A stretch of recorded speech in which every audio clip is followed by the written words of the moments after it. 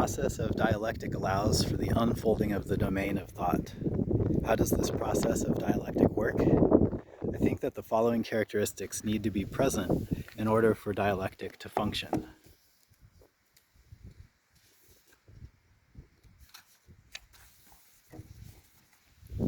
1. Taking one's idea lightly. 2. Finding a common ground.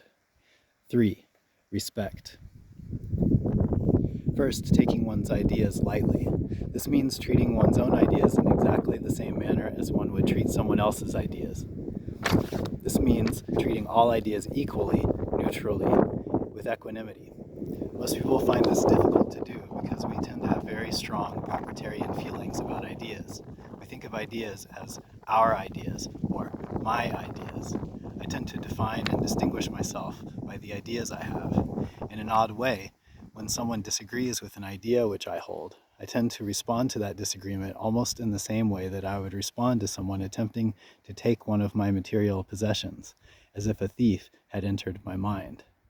For this reason, this first characteristic of dialectic requires some form of meditative or contemplative practice as a foundation.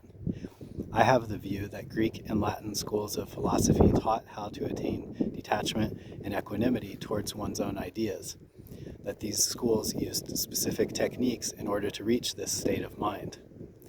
I think of Meditations by Marcus Aurelius as a record of progress in attaining this kind of detachment, a kind of diary Marcus kept to mark his advancement on the road of dialectic. Neutrality towards one's own ideas forms the foundation for true dialectic, because without such a foundation, a dispute turns into a kind of mock battle. We have all had the experience of people defending ideas long past the point of reasonableness, even to the point of absurdity. We can probably think of times when we have done this ourselves. This happens because people tend to identify themselves with their ideas and so perceive a disagreement with ideas that they hold as a kind of personal assault, hence the defensive reaction.